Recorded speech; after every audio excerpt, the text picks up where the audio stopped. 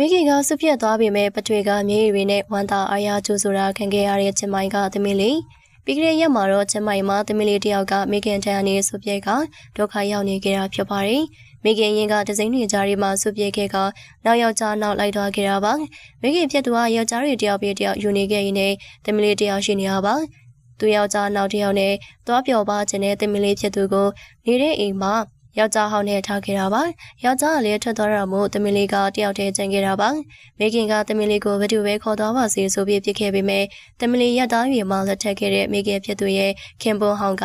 သမီးလေးကိုဆက်ထိန်ထိန်ဖို့ခေါ်ခဲ့တာပါ။သမီးလေးကိုသူ့သမီးအရင်လိုပြုစုပြောထောင်ခဲ့ရတာကြောင့်တန်ရုံးစင်တွင်နေရတော့ပါ။သမီးလေးရသားရွေမှလည်းမိခင်ကတခြားသူကိုပေးဖို့လုပ်တာမို့ပထွေးဖြစ်သူကသားကပြုစုပြောထောင်ခဲ့ရတာပါ။သမင်းကိုခေါ်ပြီးနောက်ယောက်ျားယူသွားချိန်မှလည်းပထွေးဖြစ်သူကတော့မိခင်ဖြစ်သူကဒီလိုချိုးသွားမယ်ဆိုတာကြိုတင်တွဲဆထားတာပါ။ဒါကြောင့်မို့သမင်းလေးကိုချခဲ့ပြီးလို့သတင်းချချိန်မှာသူစီလာပို့ဖို့ပရာဟိတာအကျိုးဆောင်စီအကူအညီတောင်းခဲ့တာပါ။စေရီဟင်းတူကအကူအညီပေးကြတာပြပြီးသမင်းလေးကိုဘန်ကောက်ကနေပထွေးဖြစ်သူရှီယာချင်းမိုင်ကိုတောက်ဖို့ပေးခဲ့ရပါတယ်။ပထွေးဖြစ်သူကချင်းမိုင်မှာလှုပ်နေတာဖြစ်ပါတယ်။သမီးလေးကိုရိုင်းကလည်းမိခင်အရင်စီကိုမသွားခြင်းပဲပထွေးဖြစ်သူစီကိုသာသွားချင်တာဖြစ်ပါတယ်။ဒါကြောင့်မို့လေသမီးလေးကိုဆယ်လီဟင်းထူကဘန်ကောက်ကနေကား9နာရီမောင်းကချင်းမိုင်ကိုလိုက်ပို့ပေးခဲ့ပါတယ်။သမီးလေးကိုရိုင်းကသူ့ရဲ့ဖခင်အရင်မဟုတ်သူရှိတဲ့နေရာကိုလမ်းပြကခေါ်သွားခဲ့တာပါ။မိခင်ဖြစ်သူနောက်ထပ်ယောက်ျားမျိုးခင်တုံးကသမီးလေးကချင်းမိုင်မှာကြောင်းတက်ခဲ့တာပါ။ဖခင်ဖြစ်သူကအရင်မဟုတ်ပေမဲ့ဖခင်အရင်တယောက်လိုသူမပေါ်မှာမြတ်တာကြီးမားတာကြောင့်မို့နေရတာအဆင်ပြေခဲ့ပါတယ်။ပထွေးဖြစ်သူစီရောက်သွားတဲ့အချိန်မှလည်းမတင်မှတ်ထားတဲ့နည်းနဲ့စီကြိုနေကြတာပါ။ပထွေးဖြစ်သူကသမီးလေးကိုမြင်တဲ့အချိန်မှမျက်ရည်တွေနဲ့စီကြိုနေကြတာဖြစ်ပါတယ်။သမီးလေးကိုအခုလိုထားသွားတဲ့အတွက်ဖခင်မခံစားနိုင်ဖြစ်နေရပါ။ဇနီးနဲ့ဟောင်းကအခုလိုသမီးလေးကိုထားခြင်းတဲ့နေရာမှာထားခဲ့ကနောက်ယောက်ျားယူသွားမယ်ဆိုတာကိုလည်းသူ့အနေနဲ့ကြိုတင်တွဲဆထားပြီးသားပါ။ဒါပေမဲ့လည်းသားဖို့အဆင်မပြေတဲ့အတွက်မသားခဲ့ရဖြစ်ပါတယ်။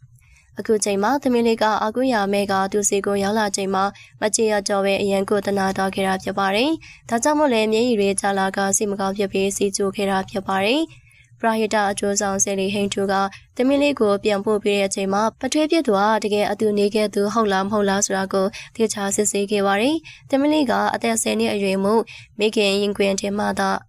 အနေအတင်ဆုံးပါ။ဒါမဲ့မိခင်ဖြစ်သူကသမီးဖြစ်သူကိုမြတ်တာတစ်စမ်းမှမရှိဘဲဖြစ်သွားခဲ့တာမို့ခုချိန်မှာမြတ်တာရှိတဲ့ပထွေးကသာအတင့်တော်ဆုံးတာဖြစ်နေရပါ။သမီးလေးနဲ့အတူနေခဲ့တာဆိုရင်ကြာပြီဖြစ်သလိုသမီးလေးရဲ့မွေးစရင်ကအစပထွေးဖြစ်သူကပဲတင်ထားခဲ့တာဖြစ်ပါတယ်။လက်ရှိမှာသမီးလေးရဲ့မွေးစရင်ကအစပထွေးဖြစ်သူစီမှာပြည့်စုံပြသနိုင်ပါတယ်။ဒါတင်မကသေးပဲသမီးလေးကိုကြောင်ထားပြီးကလုပ်ပေးစရာရှိတာအကုန်လုပ်ပေးသွားမှလို့လည်းဆိုပါတယ်။မိခင်ကမြတ်တာမရှိပေမဲ့ပထွေးဖြစ်သူကသမီးရင်လိုစီချိုနေခဲ့တဲ့အပေါ်အမြင်လေးကိုလည်းပြောပေးခဲ့ပါအောင်ရှင်။ဟုတ်ကဲ့ပါရှင်ဒီနေ့တင်ဆက်ပေးတော့တဲ့အကြောင်းအရာလေးကတော့ဒီလောက်ပါပဲရှင်။နောက်ထပ်လည်းပရိသတ်တွေအတွက်စိတ်ဝင်စားဖွယ်ရာစီလီနုပညာရှင်သတင်းကြောင်းများကိုချင်းချင်းပြည့်ညစ်တင်ဆက်ပေးဦးမှာဖြစ်လို့အတိအကျသောအကြောင်းအရာတွေတင်နိုင်မလို့တန်နာစင်နိုင်ဖို့အတွက်ဘိနာချက်ပေးခေါင်းလောင်လေးကိုလည်းနေထားပေးကြပါအောင်ရှင်။အဆုံးထိအားပေးကြည့်ရှုမှုတက်လည်းကျေးဇူးအများကြီးတင်ပါတယ်။